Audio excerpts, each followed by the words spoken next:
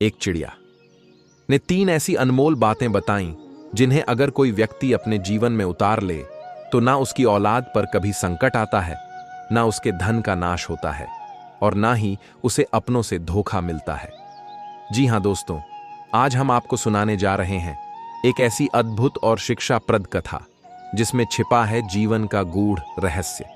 लेकिन आगे बढ़ने से पहले आपको एक महत्वपूर्ण बात बता दें। गरुड़ पुराण में कहा गया है कि कोई भी ज्ञान की बात, कोई भी धार्मिक कथा अगर बीच में अधूरी छोड़ दी जाए तो वह पाप की श्रेणी में आती है। इसलिए आपसे निवेदन है कि इस वीडियो को अंत तक ध्यान से देखें, समझें और अपने जीवन में उतारें। और यदि आप एक सच्चे सनातनी हैं तो इस वीडियो को लाइक जरूर करें और चैनल को सब्सक्राइब करना न भूलें।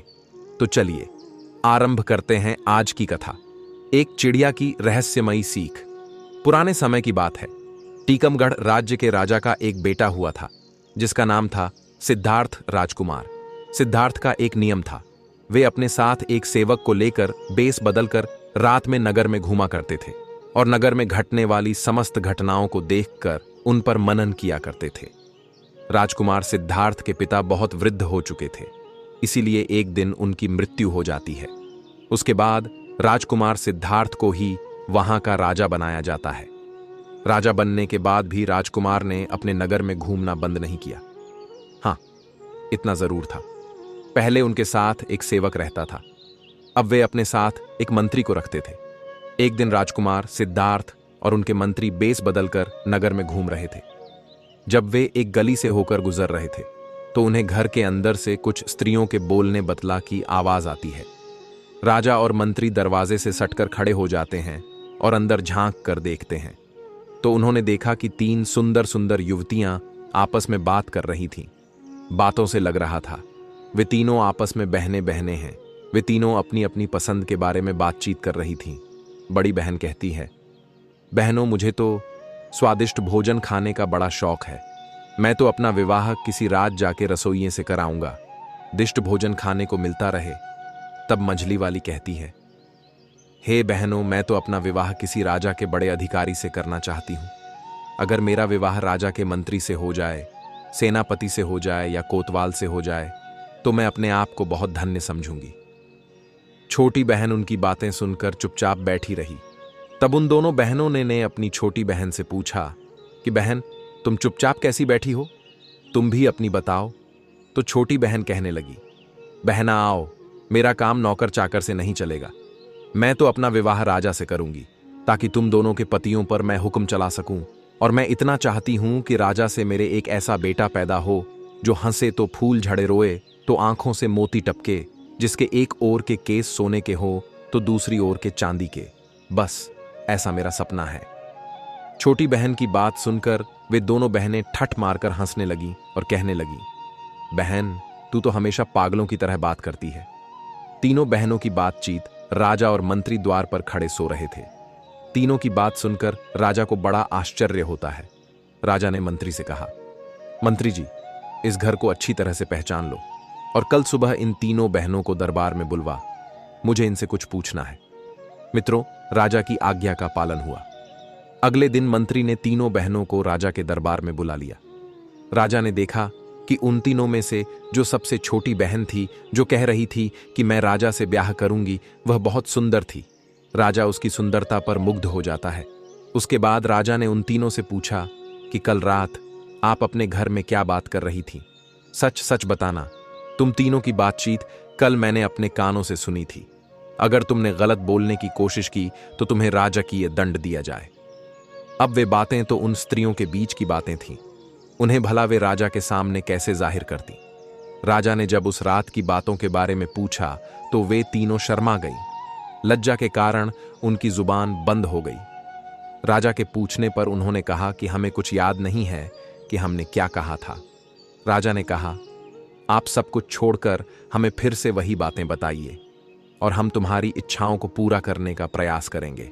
इस प्रकार मजबूर होकर के उन तीनों ने रात में हुई बातचीत को राज के सामने कह सुनाया। तीनों की बातें सुनकर राजा बहुत प्रसन्न हुआ। उसने तुरंत अपने रसोइयों को दरबार में बुलाया और इन तीनों में से जो बड़ी बहन थी उसका हाथ उस रसोइये के हाथ में दे दिया और कहा, रसोइये से आज से यह तुम्हारी पत्नी है और आज से तुम्हारा यह धर्म है कि तुम इसे स्वादिष्ट भोजन बनाकर खिलाओगे। उसके बाद राजा ने अपना एक मंत्री बुलाया और मझली बहन का हाथ उसके हाथ में दे दिया। छोटी वाली से कहा कि तुम्हारी यह इच्छा थी कि तुम्हारा विवाह किसी राजा से हो, सो मैं यहाँ का राजा हूं, तुम्हें मैं अपनी पत्नी के रूप में स्वीकार करता हूं। यह सुनकर के छोटी बहन बहुत प्रसन्न हुई। राजा ने आदेश कर दिया कि आई इसी समय मेरे विवाह की तैयारी शुरू की जाए। राजा तो उठकर चला गया। उसके बाद राजा के जितने भी कर्मचारी थे वे सब शादी की तैयारी में जुट जाते हैं।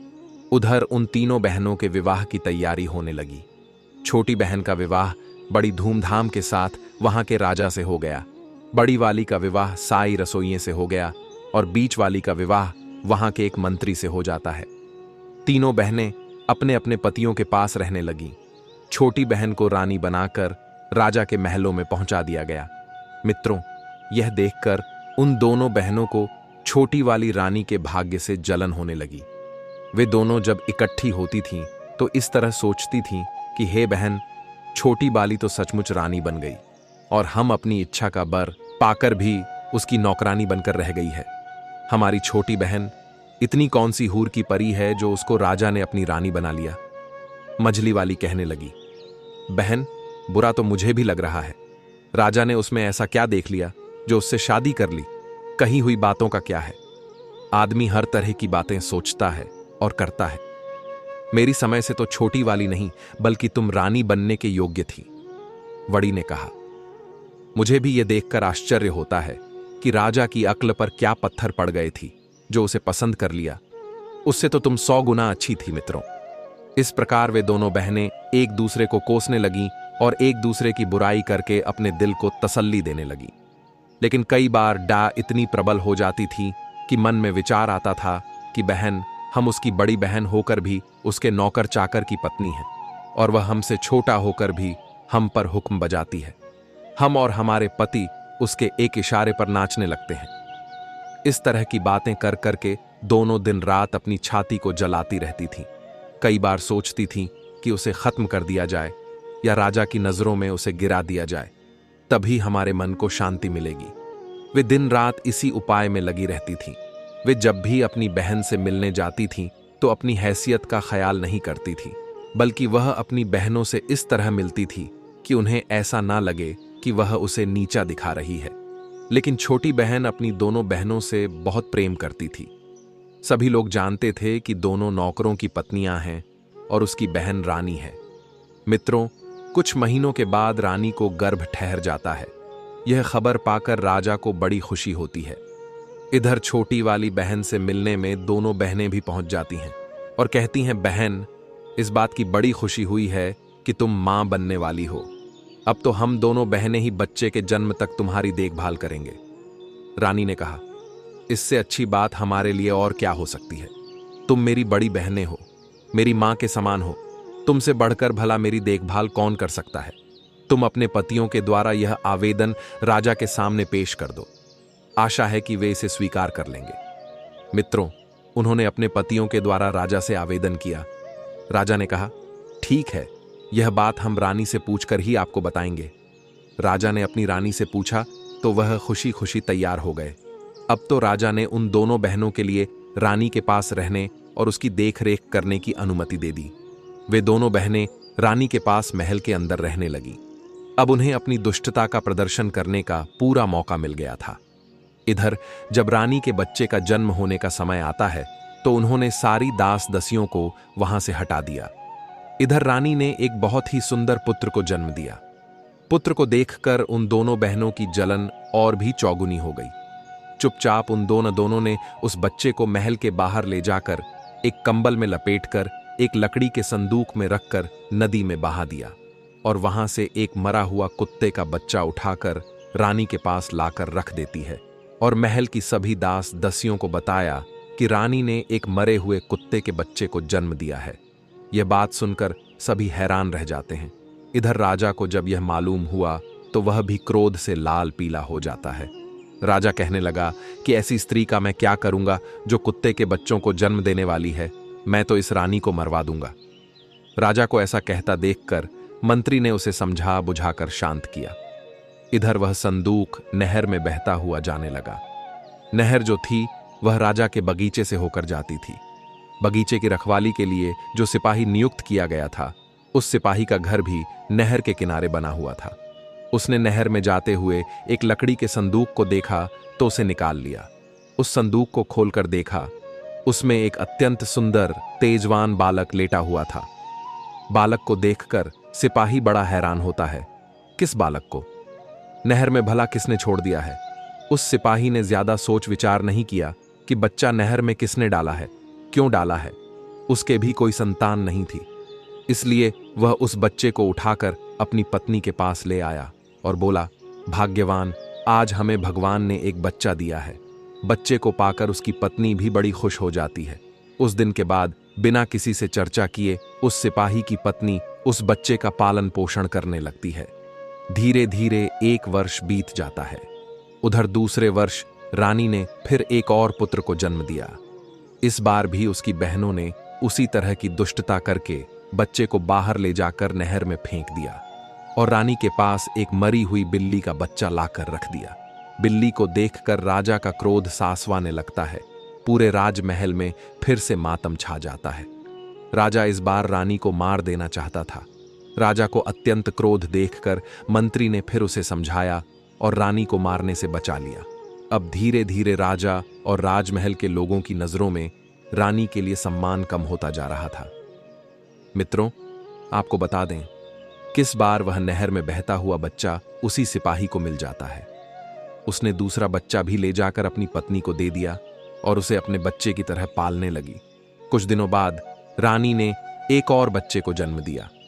इस बार रानी ने एक बेटी को जन्म दिया था, लेकिन उस रानी की दुष्ट बहनों ने उस बेटी को भी पहले की तरह उठाकर नहर में फेंक दिया। वह बेटी भी उसी माली के हाथ लगती है और अपनी बच्ची की तरह उसका भी पालन करने लगते हैं। इधर राजा अपना क्रोध इस बार नहीं रोक पाया, क्योंकि रानी की दुष्ट बहनों ने रानी के पास एक मरी हुई छछुंदर को रख दिया था। राजा सोचने लगा कि इस रानी की वजह से तो हमारी पूरे नगर में बदनामी हो गई है। सब लोग यही कह रहे हैं कि रानी तो कुत्ते बिल्लियों को पैदा करती है। लगता है कोई कुल कलंकिनी राजा के घर में आ गई है। अब तो मैं इसको बिल्कुल नहीं छोड़ूंगा। इधर राजा की मनसा को भली भांति समझने के बाद में उस मंत्री ने हाथ पैर जोड़कर निवेदन करके रानी को मारने से बचा लिया। मंत्री ने कहा, महाराज, इसमें रानी का क्या दोष है? इसे जान से मारने के बाद भी आपके घर में बेटा बेटी नहीं हो जाएंगे। इसीलिए उचित यही होगा कि आप रानी को मारने की बजाय रानी के पास जाना छोड़ दें। राजा ने कहा, मंत्री जी, अगर तुम कहते हो तो मैं रानी को जान से नहीं मारूंगा, लेकिन मैं इसको सजा जरूर दूंगा, और ऐसी सजा दूंगा जो मृत्यु दंड से भी बढ़कर कष्टकाक होगी। इस बार सजा के बारे में मैं तुम्हारी कोई बात नहीं सुनूंगा। इस बार राजा ने एक चौराहे पर एक जेल नुमा महल बनवाया। उसमें एक लकड़ी का पिंजरा रखा हुआ था। उसी पिंजरे में रानी को बंद करवा दिया। राजा ने यह आदेश करवा दिया कि इस चौराहे से जो भी निकल कर जाएगा वह रानी के ऊपर थूक कर जाएगा, और जो व्यक्ति ऐसा नहीं करेगा उसे भी ऐसी ही कठोर सजा दी जाएगी जो इस रानी को दी जा रही है। राजा का यह फरमान मंत्री को बहुत बुरा लगा। मंत्री सोचने लगा कि इस सजा के योग्य तो इस रानी की दोनों बहनें हैं। बेचारी निर्दोष रानी अब तो बिना करे की सजा पाने लगी। उधर रानी के वे तीनों बच्चे उस माली के घर में पलकर बड़े हो रहे थे। माली ने उनकी शिक्षा दीक्षा कराई। धीरे धीरे वे सभी विद्याओं में पारंगत हो गए। इधर धीरे धीरे तीनों बच्चे से आने होते हैं। उधर उस माली और माली की पत्नी की कुछ दिनों बाद मृत्यु हो जाती है। उनके मरने पर उनका अंतिम संस्कार करके तीनों भाई बहन मिलकर उस घर में रहने लगे। दोनों भाइयों को राजा के यहाँ नौकरी भी मिल जाती है, परंतु उनकी कभी राजा से भेंट नहीं हो पाई थी। एक दिन दोनों भाई शिकार खेलने को जाते हैं। उनकी बहन घर में अकेली थी, सिर्फ उसकी 2 दासियां उसके साथ थीं। उसी समय उसके यहाँ एक बड़ी माँ आती है और उसे कहती हैं, बेटी, मैं तुम्हारे यहाँ कुछ समय के लिए ठहरना चाहती हूँ। लड़की ने तुरंत अनुमति दे दी। लड़की ने बूढ़ी माँ को भोजन कराया, उनकी खूब सेवा की। अपने घर के आसपास सुंदर बाग बगीचे को और तालाब को दिखाया। वहां का सुंदर वातावरण देखकर बूढ़ी मां का भी हृदय खुशी से गदगद हो गया। लड़की ने पूछा, अम्मा, मेरे महल और बाग के बारे में तुम्हारी क्या राय है? क्या कोई और चीज की कमी है जो यहां होनी चाहिए? बुढ़िया ने कहा, बेटी, यह प्रश्न मुझसे ना करो तो अच्छा है। मैं कहूंगी तो तुम कहोगी कि यह 2 टके की बुढ़िया मेरे महल और बाग में नोकस निकालने आ गई।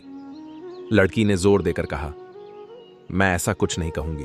तुम जो कुछ भी कमी इसमें समझती हो वह मुझे बताओ, मैं उसे पूरा करने की कोशिश करूंगी। तब बुढ़िया ने कहा, बेटी, यह सब कुछ तो तुम्हारा ठीक है, किंतु मेरी समझ में यहां पर 3 चीजें और आ जाएं तो संसार में तुम्हारा बाग सबसे सुंदर हो जाएगा। लेकिन उनका मिलना बहुत कठिन है। वो 3 चीजें क्या हैं? ध्यान देकर सुनो। एक तो है बुलबुल, मनुष्य की तरह बोलती है। जब वह बोलती है तो उसके आसपास सैकड़ों हजारों चिड़ियां जमा हो जाती हैं और उसके स्वर में स्वर मिलाने लगती है। दूसरा है एक गाने वाला पेड़। उसके पत्ते मोटे और चिकने होते हैं। जब हवा चलने पर पत्ते एक दूसरे से रगड़ खाते हैं तो उनसे मधुर संगीत निकलता है। उस संगीत को हर कोई सुनने वाला मुग्ध हो जाता है। और तीसरी वस्तु है वह सुनहरा पानी। उसकी एक बूंद किसी बर्तन में रख दी जाए तो बर्तन अपने आप भर जाता है और फिर उसमें से एक फव्वारा सा निकलता है जो कभी नहीं रुकता, क्योंकि वह पानी लौटकर उसी बर्तन में गिरता रहता है। बुढ़िया की बात सुनकर लड़की कहने लगी, अम्मा, अगर तुम्हें इन चीजों के बारे में इतने विस्तार से पता है तो तुम यह भी जानती होगी कि यह वस्तुएं कहाँ मिलती हैं। मुझे बताओ, मैं उनकी प्राप्ति का प्रयत्न करूंगी। बूढ़ी महिला ने कहा, बेटा, मैं तुम्हें यह नहीं बता सकती, लेकिन इतना जरूर बता सकती हूं। यहां से कोई व्यक्ति उत्तर दिशा में चला जाए और सीधा चलता चला जाए तो 10 दिन की यात्रा के बाद जो पहला व्यक्ति उसे मिलेगा उससे पूछे कि यह वस्तुएं कहाँ मिलेंगी, वही आगे की राह बताएगा। अच्छा बेटी, बुढ़िया कहने लगी, मुझे काफी देर हो गई है, अब मैं चलती हूं। बुढ़िया को क्या मालूम था कि वह लड़की इतनी साहसी लड़की है कि खुद इन चीजों की तलाश में निकल पड़ेगी। इसलिए उसने विस्तार से वह सब कुछ बता दिया था जो उसे मालूम था। लड़की ने उसकी बताई हुई एक एक बात याद कर ली। इधर दोनों लड़के जब शिकार से लौट कर आते हैं तो अपनी बहन को उदास बैठा हुआ देखते हैं। उन्होंने पूछा, बहन, क्या बात है? आज तुम्हारी तबीयत खराब है क्या, या कोई बात तुम्हारी मर्जी के खिलाफ हो गई है? लड़की ने सिर झुकाकर कहा, नहीं भाई, ऐसी कोई बात नहीं है। भाइयों ने कहा, यह तो तुम झूठ बोल रही हो। कुछ ऐसा तो जरूर हुआ है जो तुम्हें दुख दे रहा है। अगर तुम नहीं बताओगी तो हम तुम्हारे पास से उठकर नहीं जाएंगे। तब लड़की ने देखा कि दोनों भाई बात जानने के लिए अड़े खड़े हैं, तो उसने कहा, मैं तुम्हें इसीलिए नहीं बताना चाहती हूं कि जो मैं कहूंगी उसे सुनकर तुम चिंता में और कष्ट में पड़ जाओगे। खैर, जब तुम जिद कर रहे हो तो मैं बताए देती हूं। हमारे पिता ने यह महल हमारे लिए बनवाया था और अपनी समझ शेष में सुंदरता और सजावट की कोई चीज की कमी नहीं रखी थी। लेकिन अभी भी इसमें कुछ कमियां हैं, किंतु आज मुझे 3 चीजों के बारे में मालूम हुआ है। अगर वे 3 चीजें इस बाग में आ जाएं तो हमारा महल अद्वितीय सुंदर हो जाएगा। दोनों राजकुमार ने पूछा, बहन, वे ऐसी कौन सी चीजें हैं, हमें शीघ्र बताओ। तब लड़की कहती है, भाइयों, एक तो उम्दा किस्म की बुलबुल जो बोलने वाली हो, जिसका गाना सुनकर हजारों पक्षी इकट्ठे होकर उसके स्वर में स्वर मिलाने लगते हो। दूसरा है गाने वाला पेड़, जिसके पत्तों से पत्ते रगड़ खाकर संगीत निकलता हो। और तीसरा है सुनहरा पानी, जिसकी एक बूंद से ही कभी खत्म ना होने वाला फुबारा बन जाता हो। मैं इसी चिंता में हूं कि इन्हें कैसे प्राप्त करूं। दोनों राजकुमारों ने पूछा, बहन, अगर तुम हमें यह बता दो कि यह तीनों चीजें कहां और किस दिशा में मिले तो हम तुम्हें ढूंढ कर लाकर देने का प्रयास करेंगे। मित्रों, इस प्रकार अगले दिन उनमें से जो बड़ा राजकुमार था वह अस्त्र शस्त्र लेकर घोड़े पर बैठकर वह तीनों चीजें लेने के लिए चल देता है। तो लड़की रोने लगती है और कहने लगी, भैया, मैं कितनी दुष्ट हूं जो अपने शौक के लिए तुम्हें मुसीबत में फंसा रही हूं। मैं अपनी मांग वापस लेती हूं। अब कभी भी इन चीजों का जिक्र नहीं करूंगी। तुम मत जाओ। तब बड़े राजकुमार ने कहा, बहन, एक बार कमर कसकर मैं पीछे नहीं हटता। अगर मैं नहीं जाऊंगा तो हमेशा मेरे दिल में यह बात खटकती रहेगी कि मैं कायर हूं। मित्रों, राजकुमार ने अपनी बहन को एक खंजर दे दिया और कहा कि जब तक यह खंजर ठीक है, मैं सकुशल हूं, लेकिन अगर इसमें से खून की बूंदें टपकने लगे तो समझ लेना मैं जीवित नहीं हूं। यह सुनकर कि वे दोनों बहन भाई उदास होते हुए कहने लगे, भाई तुम ऐसी खतरनाक यात्रा पर मत जाओ। लेकिन बड़े राजकुमार ने एक भी नहीं सुनी। उसने फौरन घोड़ा दौड़ा दिया और सीधी उत्तर दिशा की ओर चलता चला गया। चलते चलते 20 दिन का सफर तय कर लिया। तभी उसे एक अजीब सा दृश्य दिखाई दिया। उसने देखा कि एक झोपड़ी सी बनी हुई थी। उसके बाहर एक बूढ़ा आदमी बैठा हुआ था। उसके बाल बर्फ की तरह सफेद थे। उसकी दाढ़ी, मूछें और बहुएं इतने बढ़ गए थे कि उसका पूरा शरीर ढक गया था। उसके हाथ और पैरों के नाखून बहुत बड़े बड़े हो गए थे। उसने अपना शरीर एक चटाई से ढक रखा था। उसके ऊपर उसके बाल पड़े हुए थे। राजकुमार देखकर समझ गया कि वह कोई तपस्वी साधु है जो ऐसे दुर्गम और निर्जन स्थान में अकेला बैठा है। जरूर उन चीजों के बारे में यह साधु जानता होगा। राजक घोड़े से नीचे उतरा और उसने उस वृद्ध तपस्वी के पास जाकर प्रणाम किया। तपस्वी ने प्रत्युत्तर में कुछ कहा, लेकिन उनकी आवाज राजकुमार को समझ में नहीं आई, क्योंकि तपस्वी बालों से पूरी तरह ढके हुए थे। राजकुमार ने फौरन अपनी जेब से एक छोटी सी कैंची निकाली और कहा, तपस्वी महाराज, आपके बालों की वजह से आपकी आवाज मेरे समझ में नहीं आ रही है। यदि आप आज्ञा दें तो मैं आपकी दाढ़ी, मूंछ और बालों को काट दूं। तपस्वी ने इशारे से कह दिया। हाँ, राजकुमार ने उनके सारे बाल काट दिए। अब तो साधु का चेहरा बिल्कुल बदल गया था। राजकुमार ने कहा, तपस्वी, यदि मेरे पास दर्पण होता तो मैं आपको जरूर दिखाता कि बालों के कटने के बाद आप बूढ़े से जवान हो गए हो। राजकुमार की ऐसी बातें सुनकर तपस्वी मुस्कुराया और बोला, बेटा, मैं तुम्हारी सेवा से प्रसन्न हूं। अब बताओ, इतनी दूर किस लिए आए हो? मैं तुम्हारी क्या मदद कर सकता हूं? तब राजकुमार ने बताया कि साधु महाराज, मैं बहुत दूर से उम्दा किस्म की बुलबुल गाने वाला पेड़ और सुनहरा पानी लेने आया हूं। आप मुझे बताएं कि यह वस्तुएं मुझे कहां मिलेंगी? राजकुमार की बात सुनकर साधु चुप हो गया। राजकुमार ने पूछा, महाराज, आप चुप कैसे हो गए? कृपया कुछ तो बताइए। यदि नहीं पता है तो आप मना कर दो। तब तपस्वी ने कहा, पुत्र, मुझे पता तो है, लेकिन मैं तुम्हें इसलिए नहीं बताना चाहता। तुम्हारी सेवा के बदले मैं तुम्हें मुसीबत में डालना नहीं चाहता। वहां का मार्ग बड़ा कठिन है। सैकड़ों लोग वहां गए, लेकिन कोई लौट कर नहीं आया। इसीलिए मैं तुमसे कहता हूं, जहां से आए हो वहां वापस चले जाओ। राजकुमार ने कहा, बूढ़े बाबा, मैं जाने के लिए नहीं आया हूं। मुझे अपना कार्य पूरा करना है। मैंने अपनी बहन को वचन दिया है। इसमें चाहे मेरी जान ही क्यों ना चली जाए। तुम मुझे वहां तक पहुंचाने का रास्ता बता दो, बाकी मैं देख लूंगा। तुम मेरे युद्ध कौशल पर विश्वास करो। तपस्वी ने कहा, बेटे, यही तो मुश्किल है कि तुम्हें युद्ध कौशल दिखाने का अवसर ही नहीं मिलेगा। तुम्हें जो जो शत्रु मिलेंगे वे सामने से मुकाबला नहीं करते हैं, बल्कि छुपे तौर पर वार करते हैं। राजकुमार ने कहा, मैं छुपे तौर पर वार करने वालों से भी निबट अच्छी तरह से जानता हूं। आप मुझे वहां जाने वाला रास्ता बता दीजिए, बस मित्रों। तपस्वी ने उसे बहुत समझाया, लेकिन राजकुमार ने अपनी जिद नहीं छोड़ी। तब तपस्वी ने अपने झोले में से एक गेंद निकाली और कहा, मुझे तुम्हारे जीवन का बहुत अफसोस हो रहा है, लेकिन तुमने जिद पकड़ ली है तो अपना भला बुरा तुम स्वयं ही जानो। तुम घोड़े पर सवार होकर के इधर को जाओ और उस गेंद को भूमि पर गिरा दो। यह गेंद खुद ही लुढ़क लगेगी और तुम के पीछे पीछे चले जाना। जब तक यह लुढ़क रहे तब तक तुम चलते रहना।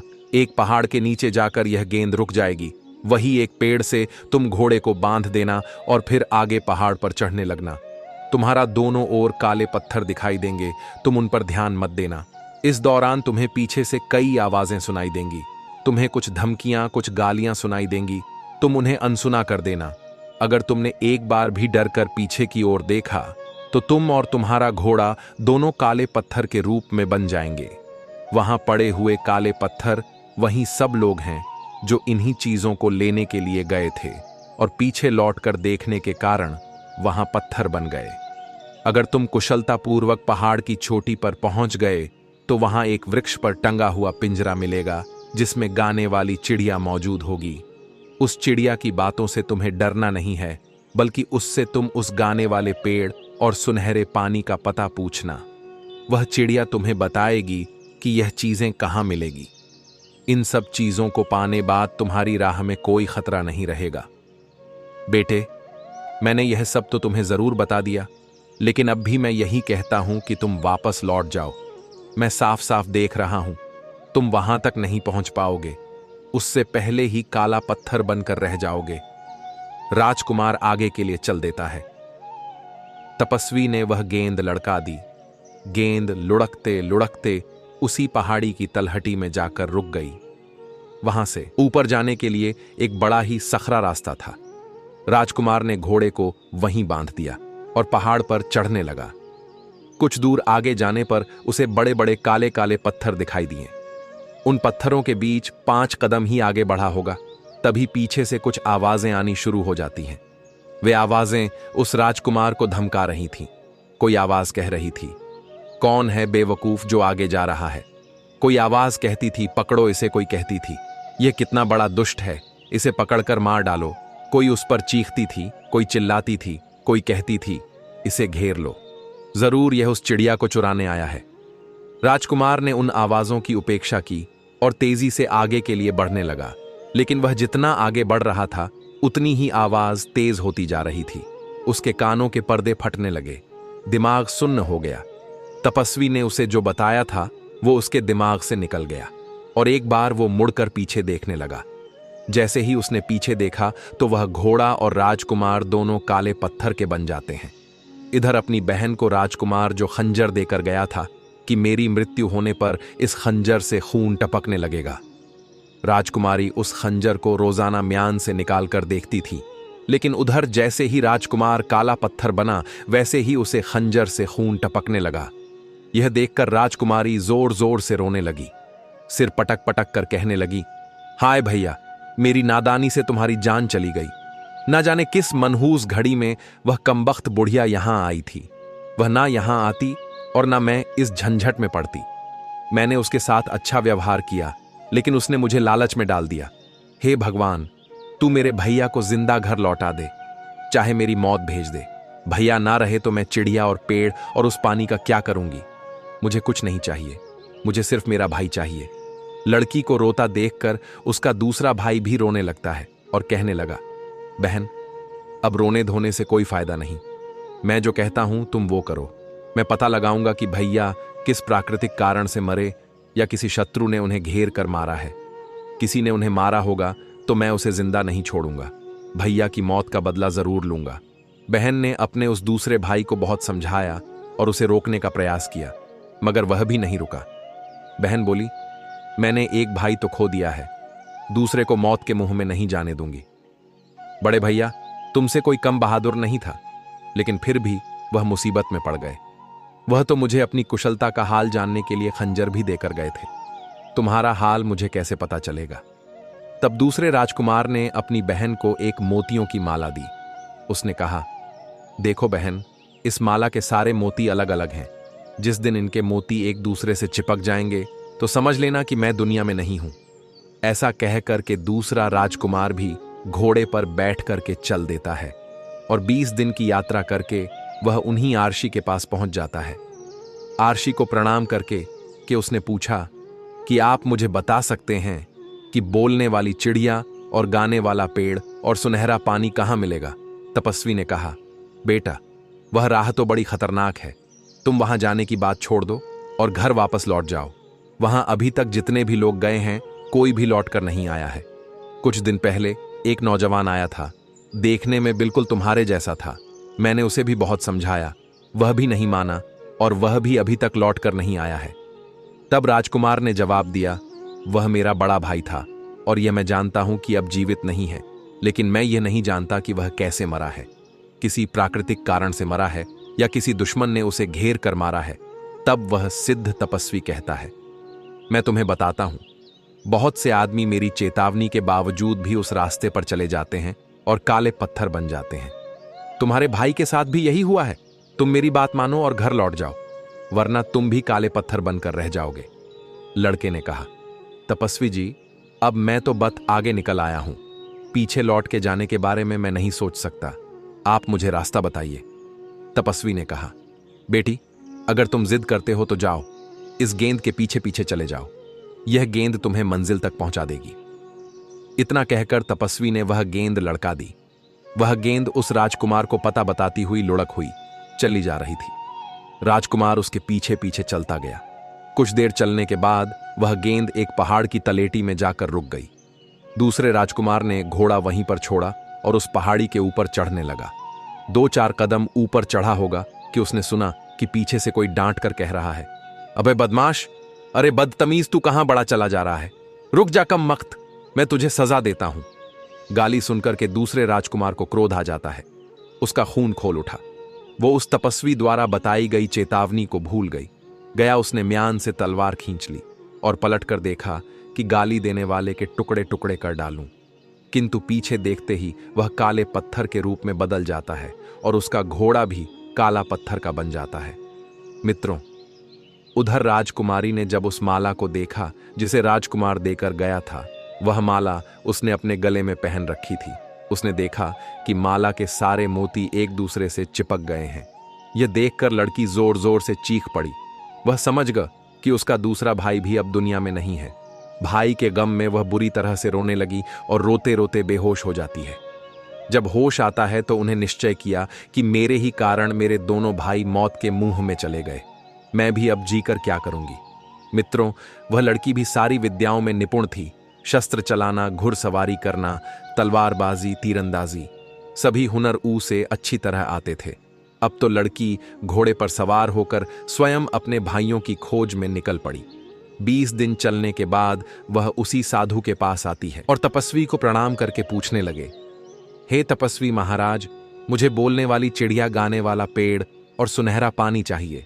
बताओ यह कहाँ मिलेगा? तब साधु ने कहा, बेटी, तुम एक लड़की हो और तुम्हारे लिए अच्छा यही होगा कि तुम अपनी इच्छाओं पर संयम रखो और जिन चीजों का विचार तुम मन में लेकर आई हो, उन चीजों को भूलकर तुम वापस लौट जाओ। वह राह बड़ी कठिन है। लड़की ने अपनी मनसा जाहिर की। तपस्वी जी, अब मैं वापस नहीं जा सकती। कृपया मुझे विस्तार से बताइए कि उस रास्ते में क्या खतरे पड़ेंगे ताकि मैं उनसे निपटने का पहले से कर लूं। साधु ने लड़की को पूरी बात बता दी। साधु ने कहा, बेटी, खतरा सिर्फ तब तक है जब तक पहाड़ की चोटी पर ना पहुंच जाओ।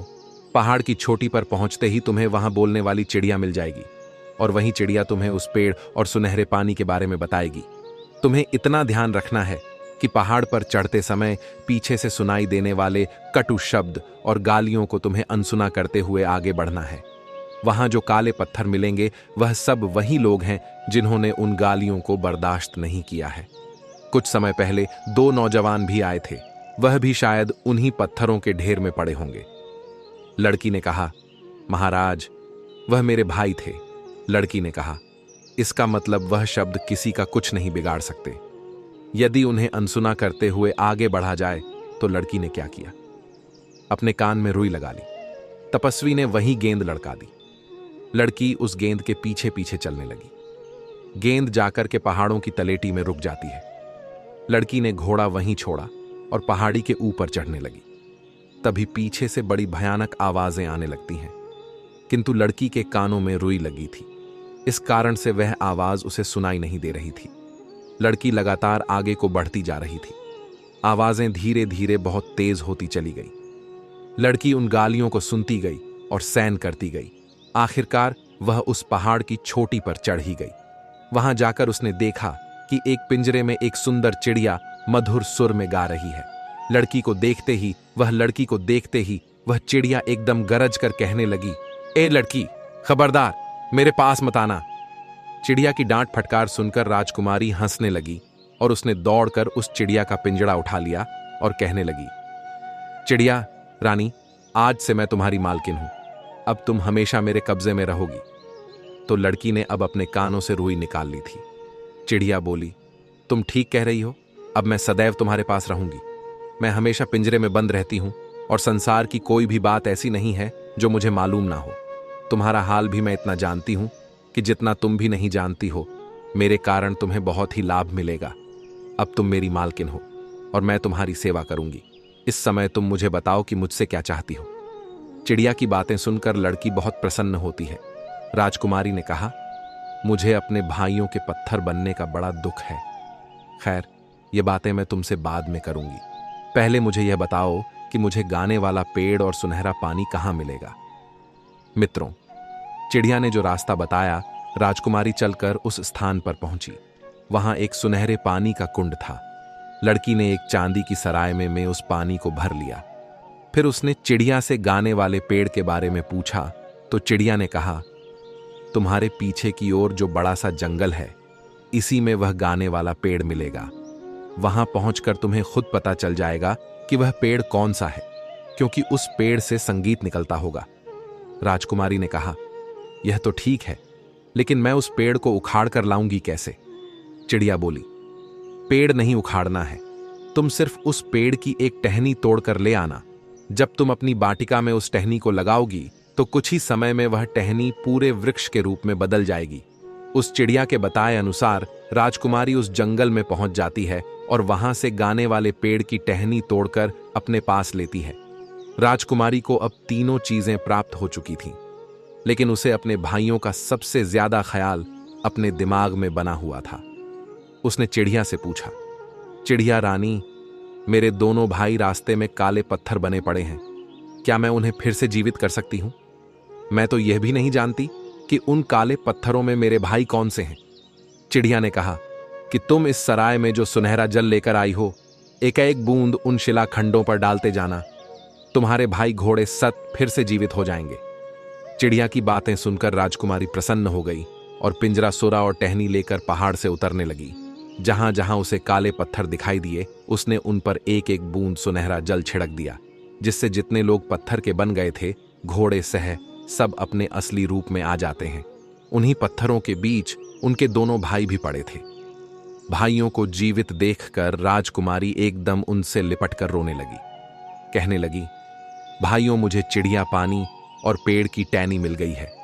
इनसे मिलने से ही तुम फिर से जीवित हो पाए हो, और यहां पड़े जितने भी काले पत्थर थे, मैंने सबको जीवित कर दिया है। मित्रों, वे सब राजा राजकुमार राजकुमारी का धन्यवाद करने लगी कि तुमने हमें जीवन दिया है। हम आजीवन तुम्हारे आभारी रहेंगे और तुम्हारी आज्ञा का पालन करेंगे। राजकुमारी बोली, मैंने तुम लोगों पर कोई एहसान नहीं किया है। मैं अपने भाइयों को जिंदा करना चाहती थी। उसमें अगर तुम्हारा भी लाभ हो गया तो यह तो बड़ी खुशी की बात है। अब तुम लोग अपने अपने निवास स्थानों के लिए चले जाओ। मित्रों, इधर राजकुमारी और उसके दोनों भाई अपने अपने घोड़े पर सवार होते हैं। दोनों राजकुमारों ने एक एक चीज ले ली।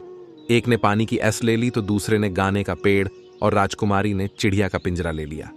बाकी जितने भी लोगों को राजकुमारी ने जीवन दान दिया था, वे सब उनके पीछे पीछे चलने लगे। राजकुमारी और दोनों राजकुमार जब तपस्वी साधु की कुटिया पर उनका धन्यवाद करने के लिए आए तो साधु अपनी कुटिया से गायब हो चुके थे। वह तपस्वी इतने ही काम के लिए वहां मुद्दतों से बैठा हुआ था। उन तपस्वी साधु की सहायता से ही आज राजकुमारी को तीनों चीजें प्राप्त हुई थीं। राजकुमारी अपने दोनों भाइयों के साथ अपने घर पर आ जाती है और उसके मकान के सामने जो उसके बगीचे का हिस्सा था, राजकुमारी ने उसे उस भाग में उसे बोलने वाली चिड़िया के पिंजरे को लटका दिया। चिड़िया ने जैसे ही बोलना शुरू किया, उसके आसपास हजारों पक्षी आकर के जमा हो गए और वह चिड़िया के सुर में सुर मिलाने लगी। राजकुमारी ने थोड़ी दूर पर उस गाने वाले पेड़ की टहनी भी लगा दी थी। कुछ ही दिनों में वह विशाल पेड़ भी तैयार हो गया। अब हवा चलने पर उसके पत्तों की रगड़ से उसमें संगीत की ध्वनि फूट थी। राजकुमारी ने एक संगमरमर के पत्थरों से बाग में एक कुंड बनवाया। उस कुंड में वह सुनहरा पानी डाल दिया। कुछ ही देर में वह पानी से कुंड भर गया और उसमें से एक पानी का फुबारा उठकर खड़ा हो गया। मित्रों, कुछ ही समय में उस बगीचे की चर्चा पूरे शहर में होने लगी। सारे शहर के लोग तमाशा देखने के लिए राजकुमारी के बाग में आने लगे। धीरे धीरे पूरे शहर के लोग उन तीनों को जान गए और सब लोग राजकुमारी और उसके भाइयों से बहुत प्रेम करने लगे। एक दिन दोनों राजकुमार शिकार खेलने के लिए जाते हैं। सहयोग से उसी समय उसी जंगल में वहां का राजा भी शिकार खेलने के लिए आता है। अचानक दोनों राजकुमार राजा के सामने आ जाते हैं। दोनों राजकुमारों ने राजा को प्रणाम किया। वे दोनों राजकुमार इतने सुंदर थे कि उनकी सुंदरता को देखकर राजा उन्हें देखता ही रह जाता है। उसने उनका नाम और निवास स्थान पूछा। दोनों राजकुमारों ने हाथ जोड़कर कहा, महाराज, हम लोग आपके भूतपूर्व सिपाही के पुत्र हैं। हमारे पिता अब इस दुनिया में नहीं हैं। हम दोनों अपनी बहन के साथ जंगल के किनारे उस महल में रहते हैं जो मेरे पिता ने आपसे अनुमति लेकर बनवाया था। हमें वह इसलिए अच्छे वातावरण रखते हैं कि बड़े होकर के हम आपकी सेवा करें। राजा ने कहा, यह तो ठीक है, लेकिन लगता है तुम यहां शिकार खेल रहे थे। क्या तुम्हें मालूम नहीं था? यह साई शिकारगाह है और यहां कोई शिकार नहीं खेल सकता। दोनों राजकुमारों ने निवेदन किया, क्षमा करें महाराज, हमारे पिता की असम मौत हो गई है। हमारा निर्देशक कोई नहीं है, इसलिए हम लोगों का ज्ञान अधूरा है और अन्य नौजवानों की तरह हमसे भी भूल हो जाती है। मित्रों, राजकुमारों की राई भरी बातें सुनकर राजा मुस्कुरा जाता है। कहने लगा, पुत्रों, क्या तुम्हें शिकार ना भी आता है या नहीं? दोनों ने जवाब दिया, हाँ महाराज, हमें शिकार खेलना अच्छी तरह से आता है। आप हमें अवसर देकर तो देखें। तब राजा ने कहा, ठीक है, हम तुम्हें अवसर देते हैं, तुम हमें शिकार खेलकर दिखाओ। मित्रों, दोनों राजकुमारों ने थोड़ी ही देर में खक, शेर और एक रीछ का शिकार करके राजा के सामने लाकर रख दिया। राजा उन दोनों राजकुमारों की वीरता दे बहुत खुश होता है और कहने लगा, हे पुत्रों, मैं तुम्हें तुम्हारी वीरता से अलग नहीं करना चाहता, इसलिए मैं चाहता हूं कि तुम लोग मेरे साथ महल में चलो, मेरे साथ भोजन करो। राजकुमारों ने कहा, महाराज, इस समय हम आपके साथ नहीं चल सकते, हम इस उद्दंडता के लिए क्षमा चाहते हैं। राजा ने आश्चर्य से पूछा, क्यों नहीं चल सकते? तो उन्होंने बताया कि हमारी एक बहन है, हम तीनों जो भी करते हैं तीनों की सलाह करते हैं। हम अपनी बहन की सलाह लेकर ही आपके यहां आ सके। राजा ने कहा, मुझे इस बात की बड़ी खुशी है कि तुम भाई बहन एक दूसरे की सलाह से काम करते हो। राजा ने कहा, ठीक है, आज तुम अपने घर जाओ और अपनी बहन से पूछकर कल तुम इसी जगह पर हमें आकर मिलना। इस प्रकार दोनों राजकुमार राजा से आज्ञा लेकर अपने घर चले आते हैं, लेकिन वह उस घटना के बारे में बातचीत करना अपनी बहन से भूल गई। अगले दिन जब वे फिर उसी जंगल में शिकार खेलने गए तो राजा ने फिर पूछा कि तुमने अपनी बहन से सलाह ली या नहीं। राजा के पूछने पर वे दोनों घबरा जाते हैं, एक दूसरे की ओर देखने लगे। उन्होंने कहा, महाराज, हमसे भूल हो गई, हम इस बात की चर्चा करना भूल गए। राजा ने कहा, कोई बात नहीं है, आज नहीं तो कल पूछ लेना। दोनों राजकुमार अपने घर आते हैं और अपनी बहन से कहते हैं कि बहन, आज हम शिकार खेलने गए थे तो हमें यहाँ का राजा मिला था और राजा ने हम दोनों को अपने आप भोजन पर बुलाया है। राजकुमारी ने कहा, यह तो तुम्हारे लिए सौभाग्य की बात है, लेकिन रुको राजा, योगी अग्निजल, इनकी उल्टी रीत इनसे बचकर चालियो थोड़ी पालियो। प्रीत, मैं उस बोलने वाली चिड़िया से पहले पूछ लूं कि राजा का निमंत्रण हमें स्वीकार करना चाहिए या नहीं।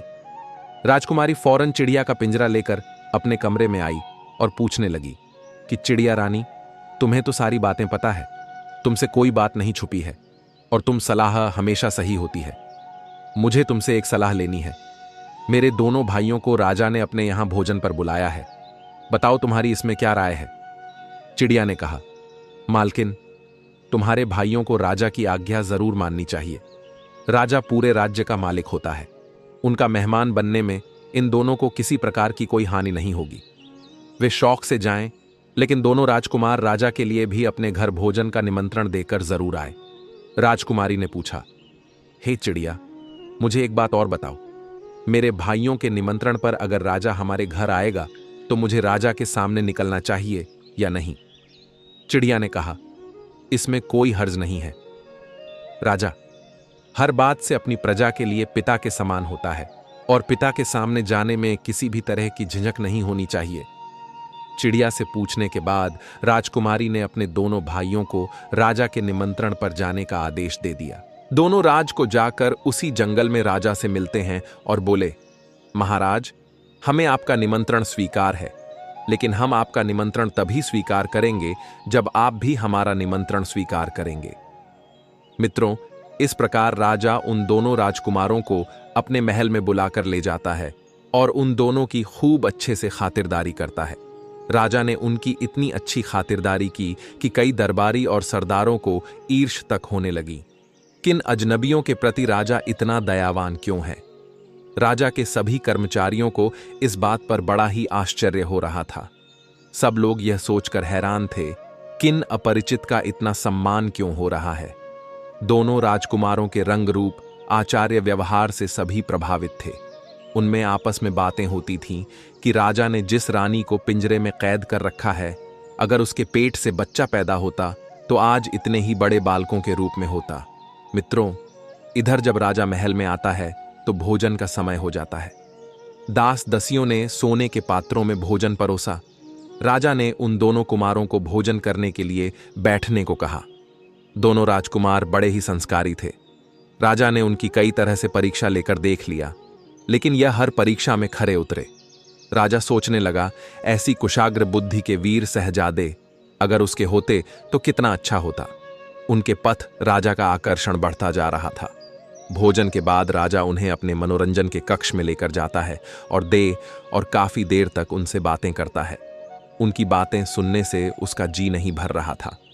राजा ने गायन विद्या और वादन आरंभ करने का आदेश दिया। अपने काल के सर्वश्रेष्ठ गायक वादक को वहां उपस्थित कराया और उन्होंने अपनी श्रेष्ठ कला का प्रदर्शन किया। फिर नाच गाने का इंतजाम किया। नृत्यांगना ने मनमोहक नृत्य दिखाकर सभी को प्रसन्न कर लिया। नाटककार ने नाटक किए। यह कार्यक्रम कई घंटों तक चलते रहा। उसके बाद जब संध्या होने को आई तब दोनों कुमारों ने राजा से अपने घर जाने की आज्ञा मांगी और राजा से कहा कि महाराज, अब आप भी हम दोनों गरीबों की कुटिया में पधार कर हम पर कृपा करें। राजा ने उनका निमंत्रण स्वीकार कर लिया और बोला, मुझे तुम्हारे यहां कुछ आकर प्रसन्नता हुई है। मैं तुम्हारी बहन से जरूर मिलना चाहूंगा। इस प्रकार दोनों राजकुमार अपने घर चले आते हैं। घर आकर उन्होंने अपनी बहन को बताया कि राजा ने सबके समक्ष हमारा बड़ा सत किया और यह भी वादा किया कि कल शिकार से लौटकर वह हमारे घर जरूर आएंगे। अब हमें राजा की योग्य उत्तम भोजन की व्यवस्था करनी होगी। राजकुमारी ने कहा कि तुम चिंता मत करो, मैं बोलने वाली चिड़िया से सलाह लेकर सारा प्रबंध कर दूंगी। फिर वह चिड़िया का पिंजरा अपने कमरे में लेकर जाती है। उसने चिड़िया को पूरा हाल बताया तो चिड़िया ने कहा, मालकिन, यह तो बड़े सौभाग्य की बात है कि राजा साहब तुम्हारे घर आ रहे हैं। तुम उनके स्वागत सत्कार का जो भी प्रबंध कर सको वह उत्तम ही होना चाहिए, किंतु मेरे कहने से तुम एक विशेष भोजन बनाओ। तुम खीर का गाढ़ बनाना और उसके ऊपर मेवा की तरह जगह जगह मोतियों को बिछा देना। राजकुमारी बोली, यह कैसा व्यंजन हुआ? यह तो हंसों का नाम तो सुना था कि मोती खाते हैं, पर राजा मोती खाएगा यह समझ में नहीं आया। फिर इतने मोती मिलेंगे कहां? चिड़िया ने कहा, उसकी तुम चिंता मत करो। तुम्हारे बगीचे की पूर्व दिशा में एक पेड़ खड़ा है, उसी पेड़ की जड़ में। उस पेड़ की जड़ को तुम खुदवान तो उससे ढेर सारे मोती मिल जाएंगे। चिड़िया के कहने के अनुसार दो नौकरों को ले जाकर राजकुमारी ने उस पेड़ की जड़ को खुदवा।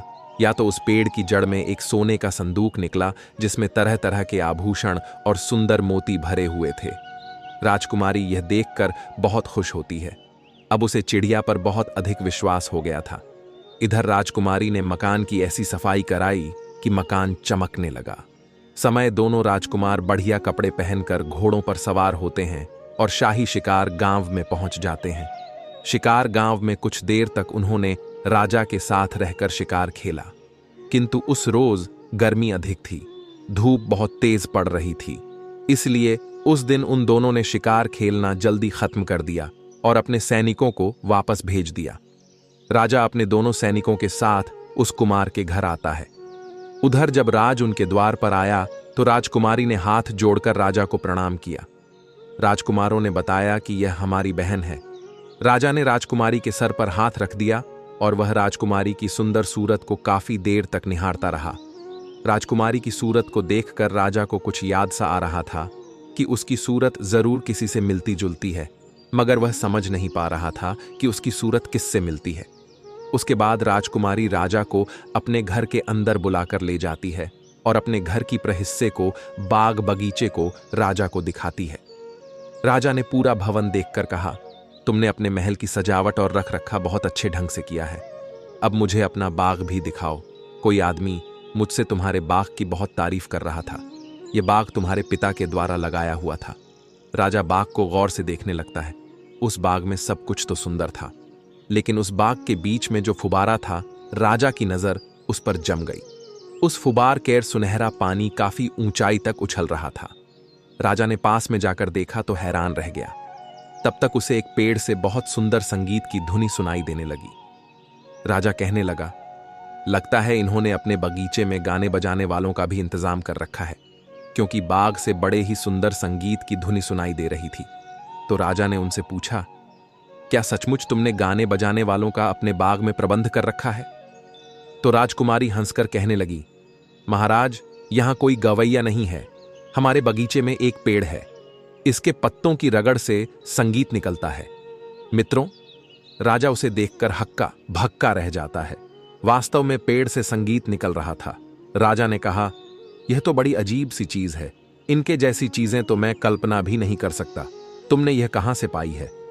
राजकुमारी ने कहा, महाराज, यह मत पूछो कि हमने कहां से पाई हैं। इन्हें मौत के मुंह से निकाल कर हम लाए हैं। राजकुमारी ने राजा से कहा, मेरे पास एक और अजीब चीज है जिसे आप और देख लें। वह एक चिड़िया है जो आदमी की तरह बोलती है, और जब यह गाती है तो सारे पक्षी जमा हो जाते हैं और इसके सुर में सुर मिलाते हैं। राजा उस चिड़िया को बड़े ही गौर से देखने लगा। जब वह चिड़िया को देखता है तो फिर उसे बीती हुई बातें याद आने लगती हैं। फिर उस चिड़िया ने कहानी उस राजा को सुनाई जो पहले बीत चुकी थी। तो राजा अब बातें सुनकर अपना सर पकड़ लेता है और कहता है कि यह सारी बातें तो हमें रानी की बहनों ने बताई थीं, जो रानी की सगी बहनें थीं, क्योंकि वे उसकी शुभ चिंतक थीं। तब चिड़िया ने कहा, सरकार, यही तो भूल हुई है आपसे कि आपने उन्हें शुभ चिंतक समझा। जब से उन्होंने देखा कि वे नौकरों से बहाई गई हैं और छोटी बहन राजरानी बन गई है, तो जलकर मरी जा रही थी। उन दुष्टों ने इस बात का भी ख्याल नहीं किया कि रानी ने शादी के बाद भी उनसे बहनों जैसा प्रेम रखा था। रानी को मृत्युदंड दिलाने के लिए उन्होंने 3-3 बार सफेद झूठ बोला है। वह तो भला हो उस मंत्री का, जिसके कारण रानी की जान बची है। रानी के प्रति अपने दुर्व्यवहार को याद करके राजा की आंखों में आंसू आने लगे। चिड़िया फिर बोली, सरकार, अपने सामने बैठे इन तीनों बच्चों को गौर से देखिए। यह तीनों बच्चे बिल्ली का बच्चा, और अंदर जिन्हें आपकी रानी ने जन्म दिया था। रानी की दुर्दशा उनकी बहनों के कारण हुई है। रानी की बहनों ने इनके जन्म पर इनकी जगह मरे हुए जानवर रख दिए और इन्हें कंबल में लपेटकर टोकरी में डालकर नहर में फेंक दिया था, ताकि यह डूब कर मर जाए और किसी को पता भी ना चले। किंतु भगवान को इन्हें जीवित रखना था। आपके दरबार का जो माली था, उसने इन तीनों को नहर से निकलवा लिया, क्योंकि उसके कोई संतान नहीं थी। इसलिए उसने इनका लालन पालन किया और अपनी संतान की ने पाल पोंछ कर बड़ा किया। इन्हें भली प्रकार की शिक्षा दिलाई और इनके लिए यह महल बनवाया है सरकार। यह तीनों कोई और नहीं, आपकी रानी की संतानें हैं। तब राजा ने चिड़िया से कहा, चिड़िया, तुझे मैं किस तरह से धन्यवाद दूं? दुश्मनों की दुष्टता और रानी का निर्दोष होना मेरे सामने आज तुमने स्पष्ट कर दिया है। मेरे बच्चों को तूने पहचानवाया है। मैं बराबर सोचता था कि इन लड़कों के प्रति मन में अकारण ममता क्यों उपजती है। मैं उनकी बातों पर नाराज क्यों नहीं हो पा रहा हूं। इस प्रकार राजा ने अपने तीनों बच्चों को गले लगा लिया। चारों की आंखों में आंसुओं की धार बहने लगी। आज अपने बच्चों से मिलकर राजा बड़ा खुश होता है। राजा को ऐसा लग रहा था जैसे उसकी आत्मा लौट आई हो। फिर उसके बाद सबने मिलकर भोजन का आनंद लिया। कुछ देर बातें करने के बाद राजा ने कहा कि अब मैं महल को जाता हूं, कल फिर वापस आऊंगा। कल तुम लोगों को मेरे नहीं बल्कि अपनी माता के स्वागत के लिए तैयार रहना है। उसके बाद महल में रहने के लिए भी आपको चलना है। महल में पहुंचकर राजा ने मंत्री को बुलवाया और उसने उसकी खूब प्रशंसा की कि तुम कितने बुद्धिमान मंत्री हो, तुम्हारे कारण रानी की जान बची थी। फिर उसने रानी की बहनों की दुष्टता का वर्णन मंत्री के सामने किया। राजा ने मंत्री को सारी कहानी का सुनाई और कहा कि उन दोनों दुष्ट स्त्रियों को अब भी बुलाकर उन्हें वही दंड दिया जाए जो मैंने अपनी रानी को दिया था। किसी भी प्रकार की वे दया की पात्र नहीं है मित्रों। मंत्री ने बिना देर किए राजा के आदेश अनुसार सारे कार्य किए और दोनों दुष्ट बहनों को वहीं दंड दिया गया जिसकी वे हकदार थीं। उसी चौराहे पर उन्हें पिंजरे में बंद कर दिया गया और पिंजरे से रानी को निकालकर राजा ने उसे गले लगाकर बार बार उससे क्षमा मांगी और रानी को बताया कि उसके दोनों बेटा और बेटी जिंदा हैं। यह खबर सारे राज में फैल गई। सभी लोग उत्सव मनाने लगे। हर जगह नाच गान होने लगा। रानी राजा के साथ महल में आ गई और तीनों बच्चे अपनी मां से देर तक लिपटे रहीं। रानी अपने बच्चों से मिलकर बहुत प्रसन्न हुई। आज परमात्मा ने उन्हें फिर से मिला दिया था। राजकुमारी ने अपनी मां को उस बोलने वाली चिड़िया से मिलाया और अपने सुंदर बाग में खड़े उस पेड़ को दिखाया जिससे संगीत निकलता था। चिड़िया ने राजा और रानी से कहा, हे राजन, जीवन में 3 महत्वपूर्ण बातें याद रखी जाएं तो इससे न केवल आपकी औलाद पर संकट आता है, तो कभी आपकी औलाद पर संकट नहीं आएगा, न कभी धन की हानि होगी और धोखेबाजों से भी बचा जा सकता है। पहली बात, बिना देखे सुनी सुनाई बातों पर विश्वास करके कोई निर्णायक कदम ना उठाए। अगर किसी को सजा देने की बात हो तब कभी सुनी सुनाई बातों पर विश्वास नहीं करना चाहिए। हमेशा अपनी आंखों से देखकर या कसौटी पर रखकर ही उचित कदम उठाना चाहिए। कई बार इस तरह के निर्णय से निर्दोष दोषी बन जाते हैं और गुनहगार बच जाते हैं। किसी भी काम में संयम और विवेक से निर्णय लेना चाहिए, चाहे वह धन के मामले हो या रिश्तों के जल्दबाजी या अंधविश्वास से बचना चाहिए। अपने निर्णयों से संतुलित रहना और सही समय पर सही निर्णय लेना आपको आर्थिक हानि से बचा सकता है और अपनों से धोखे की संभावना को कम कर सकता है। नंबर 2, कितना ही घनिष्ठ मित्र हो उस पर भी विश्वास नहीं करना चाहिए। हमेशा विश्वासी ही धोखा देता है। विश्वास तब करें जब उन्हें अपनी कसौटी पर परख ले और बीच बीच में उनकी परीक्षा करते रहे। नंबर 3, लोग धोखा इन 3 कारणों से देते हैं: ईर्ष बस, लोभ बस और अपमान बस। हमेशा ईर्ष रखने वालों से दूर रहिए। लोभी, लालची और कामी लोगों से दूरी बनाकर रखिए और किसी का अपमान मत करिए। आप हमेशा और आपका परिवार सदैव धोखों से और संकटों से बचा रहेगा। कभी धन की हानि नहीं होगी। पूरा परिवार इकट्ठा हो जाता है। इस तरह से फिर से राजा के घर में वह खुशी लौट आती है। रानी की सारी मुश्किलें कट जाती हैं। तो दोस्तों, यही थी उस छोटी सी चिड़िया की यूं में उतारा भी जाए। अगर आपको यह कथा अच्छी लगी हो तो इसे दूसरों तक जरूर पहुंचाइए, क्योंकि धर्म और ज्ञान बांटने से ही बढ़ते हैं। और हां, अगर आप एक सच्चे सनातनी हैं तो इस वीडियो को लाइक करें, चैनल को सब्सक्राइब करें और नीचे कमेंट में जय सनातन धर्म लिखकर अपना समर्थन जरूर दिखाएं। फिर मिलेंगे एक नई कथा, एक नई सीख के साथ।